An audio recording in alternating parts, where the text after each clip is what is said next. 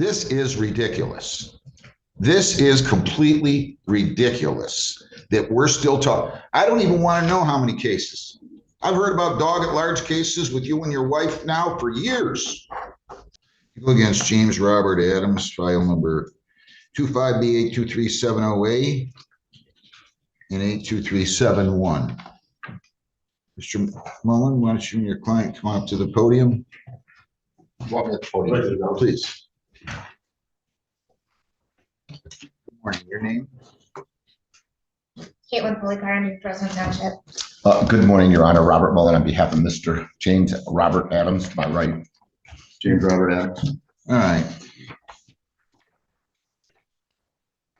So your client pled guilty to dog at large as a misdemeanor under section 771.1. That was last week. I believe that was on the 27th. We set the sentence date. He also pled responsible to no dog license. And I believe all the cases against Ms. Langmeyer were dismissed, correct? Correct, Your Honor. All right. Counsel, I didn't order a pre-sentence report. What would you like to say? Just briefly, Your Honor. First off, start off with my client has no prior criminal history. He's grown up in this community, Your Honor. He went to high school at Flat Rock. He's raised his family in this community. He and his wife own a business together. I give him a lot of respect. He works every day with his wife. They've done that for over 8 years. They have a venture glass cleaning business. They're very successful, very busy. What kind of business? Glass cleaning. Okay. And very hard workers. Every time I talk to them and see them, they're always working, you know, and I've known Mr. Adams for over 25, 30 years. And with that being said, Your Honor, I just a couple brief things. One is Mr. Adams is 100% committed to being compliant with this court's order and obedient to the court's recommendations as well as its orders. And in saying that, you know, Judge, I want this court to know there's never been an allegation of any of his dogs being aggressive towards other dogs or other people in the community. And I'll just be blunt in what I like to say. This is something that has to do an issue with a neighbor. It's a personal vendetta this neighbor has specifically against him. And why do I say that? It's not about a dog off leash. It's about Jim Adams's dog being off leash. He knows that he has to comply with the law. I'm not saying those things to make it sound like it's not important or, you know, this doesn't matter, but I think that's true. One of the things that I would ask this court is my client is a hunter. Those dogs are hunting dogs. He trains them and uses them to hunt. My assumption would be that the court's limitations on like being out of his yard and stuff off his property, none of that would apply to if the dogs are actually in a hunting or hunting training capacity on land designated for that. We're not talking about walking through his neighborhood on my way to go hunt. All right. So I want to put that out there, and I'm assuming the court wouldn't have a problem with that. But if the court does, I want to address it now because Mr. Adams does not want any future problems regarding the dog being off leash. Additionally, Your Honor,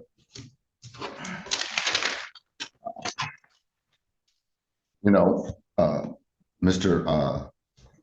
Adams is in the process of getting the testing necessarily that's been requested. He's got an appointment with a Dr. Greer at the Woodhaven Animal Hospital to get whatever's necessary to qualify for the license. The one dog has all his shots up to date. The other dog is going through a different medical procedure for qualification for the registration. Why? I could show the dog, show this court as well as the prosecutor medically the issues with getting the dog just vaccinated. There's been extreme health problems with the dog when it was originally vaccinated, and the doctor's working on a different process so that we can meet the qualifications. As long as the dog is registered within 30 days, licensed, and the only way it can be licensed is if it has its shots, right?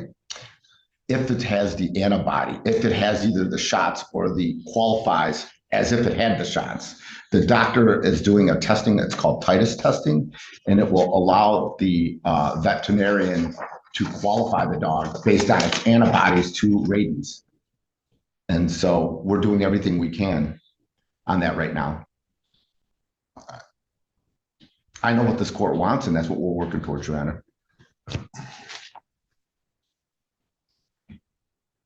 Let's talk about, well, first of all, do you have any thoughts, Ms. Foley Carter, on what Mr. Mullen just said? Yeah, our ordinance is pretty specific that in order to obtain a license, the dog must be vaccinated for rabies. So that's the issue, and I'm going to expect that done. Well, Your Honor, when you say vaccinated for rabies, dogs are vaccinated in order to obtain the antibodies so they don't get rabies. And what we're doing is making sure that the dog qualifies by having the antibodies. Listen, I'm not getting into all this. I'm just telling you the dog has to be licensed within, all dogs in that house have to be licensed within 30 days. And that means they have to have rabies shots, period. I'm not going to have an argument in 30 days about whether or not this dog is capable of being vaccinated because of other issues. It's just not. Judge, I would ask this though of the court, and I think there is room for this discussion. I'm not the ordinance officers. I'm just going to order the dogs be licensed within 30 days, and they have their set of requirements that require that. And if I think that they're not licensed within 30 days for whatever reason, we're going to have a violation hearing.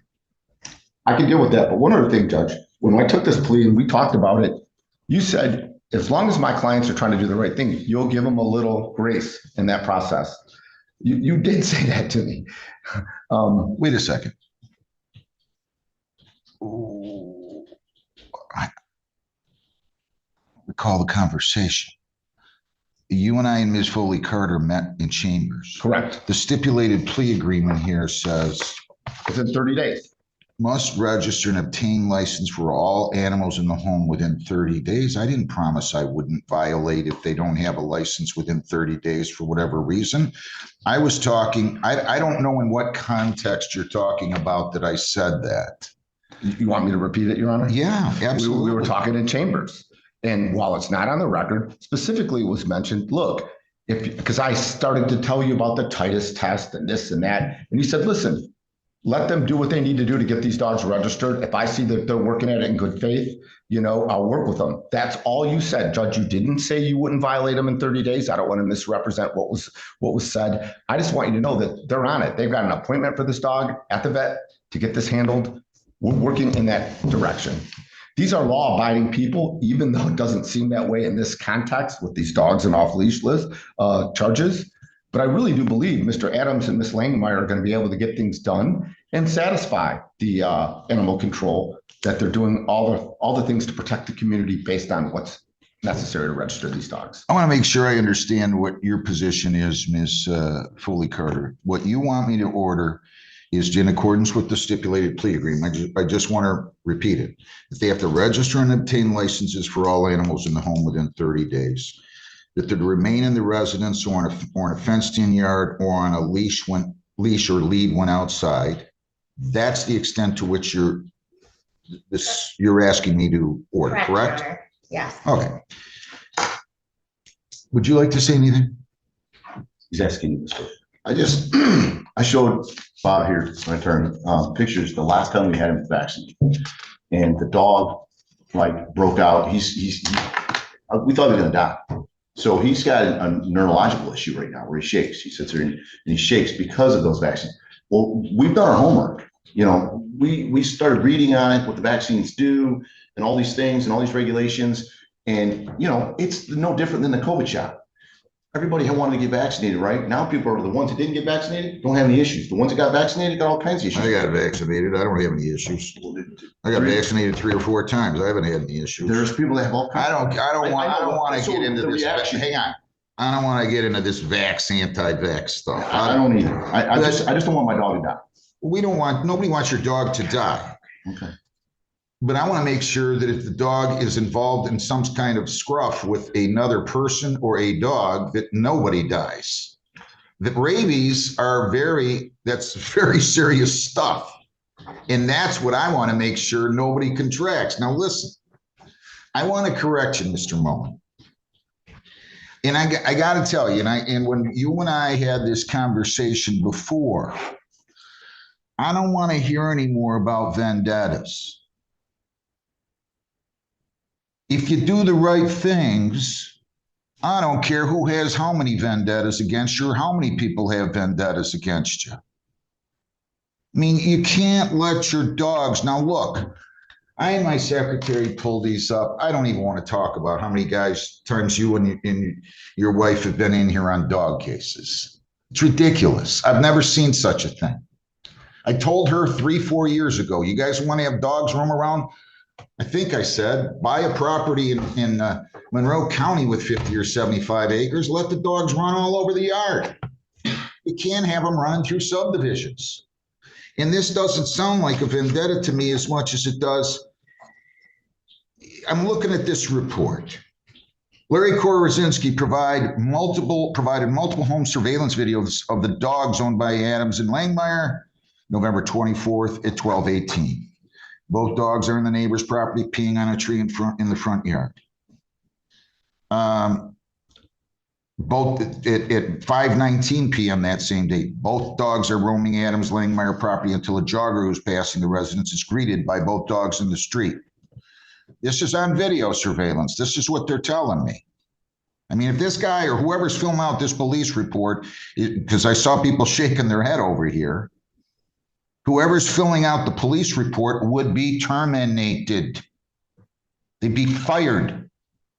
If they're telling me they've seen in a report that's provided to the court that they've got a dog on surveillance.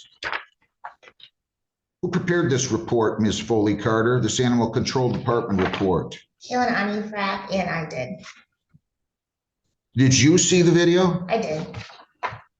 December 1, a delivery driver is parked in front of the Adams Langmeyer residence. One of the dogs is spotted roaming the immediate neighbor's property and near the front easement by the road. The same dog's identified multiple houses away from its residence. December 5, 11:05 a.m. Black dog spotted running from home, cuts through immediate neighbor's property and continues running. December 7. At 3:25 a.m., both dogs leave the Adams Langmeyer property. Someone from the residence follows that person seen holding the black dog by the collar to bring him back to the residence. White dog remained untethered. I'm paraphrasing a little. December 8th, 24 at 11:07 a.m., man is walking his two dogs down the street. The black dog that resides at the Langmeyer property runs into the road, approaching the two dogs and the owner. The owner has his dogs sit while someone from the Adams Langmeyer residence walks out to the street to get the black dog back onto the property. December 28th, 3:14. Neighbor next to Adams Langmeyer residence comes out of home. Black dog and the other white dog leaves the Adams Langmeyer residence to follow neighbor. I don't need to go into the rest of this, but we have laws. Dogs can't roam all over the neighborhood. They might be the most docile dogs in the history of mankind, but this can't go on anymore. I'm just saying, and I don't want to hear any more about how somebody's got a vendetta. I wouldn't have to have a vendetta against somebody. I'd be calling if I saw dogs roaming all over my street like this.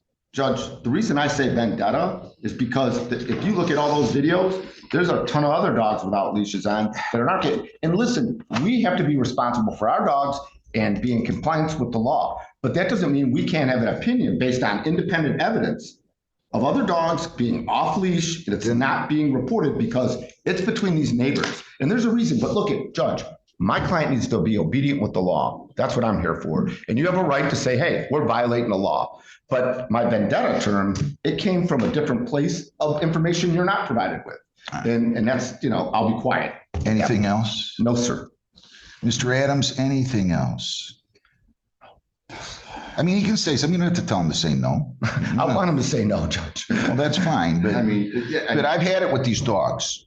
I've had it. this is a new dog, actually. I don't care. I don't care. Dogs in your house have been doing this for a long time. I threatened to send your wife to jail last time that she came in here 3 years ago. I'm done with it. I'm telling you, I'm done with it. We don't get to have that done. If you have complaints about other people's dogs, by all means, call the animal control. Because I don't care. I don't. Well, that might be. And they were in there today. They walked across my street today. There were dogs this morning. That might be. Without a leash on. I don't care. You cannot defend your actions. I mean, it's like the guys who come in here. I told your lawyer this. I can't believe the police officer wrote me for going 84 in a 70. There were people passing me. He didn't write them. You shouldn't find me responsible here. It's ridiculous. That's not the way the law works. I'm telling you, I'm done with the dogs roaming the street, and I don't care how many dogs are roaming the street. If they start coming in on dog at large cases, I'll deal with them appropriately. This is ridiculous. This is completely ridiculous that we're still talking. I don't even want to know how many cases. I've heard about dog at large cases with you and your wife now for years. 12 months probation, section 771.1. You cannot leave the state without the consent of the court. You cannot violate a law or ordinance if you change your address, your place of employment, or home telephone number. You must notify probation. You have to report as directed. You have to register and obtain licenses for all animals in the home within 30 days. I'm not getting into a debate about whether or not vaccination is good or bad for this dog. You have to figure out a way to convince the township that these dogs are going to be licensed, that you've taken all steps to make sure they're adequately licensed within 30 days. They're to remain in your residence or in a fenced-in yard or on a leash or lead when they are outside. No contact with Larry Korasinski. You cannot write, phone, see, text, email, or communicate with him or have anybody else do any of those things for you or on your behalf. Give me 1 second here. Well, I do. And I'll clarify with the judge. 5 days court work program starting July 31. We're going to have a review hearing. What was that, Judge? Listen, let me explain. I'm ordering 5 days on the court work program, which I'm not going to charge him for now. And it's going to be July 31. We're going to have a review hearing date. Well, Lisa, I think you need to give me a day when Brownstown's here. July 30th. July 30th. So I'll say beginning, that's a Wednesday, right? Correct. All right, so that would make it the 2nd of August for the court work program. That's a Saturday, right? Yep, it is. All right, review hearing date will be July 30. And that will be at 8:30 in the morning. And as long as we haven't had any problems, I'm not even going to charge him for those now, Mr. Mullen. He's not going to have to do the court work. But if that dog's running at large and I find out about it, he's doing court work program. Yes, sir. 100 fines, 150 costs, 75 victims' rights, $50 justice assessment. That's $375. You have probation fees of $240 for 615. We're going to give you a review hearing date here too. And that's I'm talking about at the end, so I can dismiss the case, hopefully. What date will that be? Like, go ahead. March 25th at 9. Mr. Adams, I don't have any problem with you. I have no problem with your wife. I have a problem with you guys letting dogs run around, and I don't know what I can do about it except start to get real tough, and I don't want to do that. No, and I understand, and trust me, I'm done with it too. It's not gonna happen. All right, thank you. All right, so that's what we'll do. Can he pay this today or does he need time? No, I paid it. All right, so review date, March 25th at 9. Mr. Mullen, unless there's an issue, and your representation obviously ends today, I don't think it'll be necessary for you to show up unless there's an issue on July 30. But you Yes, guys sir. do what you want, okay? Yes, sir. So I want to just make a note, first review date, July 30 at 8:30. I'm going to make a note here on the order somewhere. Court work program to be suspended if defendant compliant. Okay? Thank you, Your Honor. All right. Have a good day, everybody. Thank Judge, you. can I approach just for a second? Sure. Go off the record. Good luck, Mr. Adams. Judge, I You'll have believe to there was talk a to civil infraction. Oh, I'm sorry. There's 135 on that. I already wrote it down on the civil infraction. So you have to pay 135 on the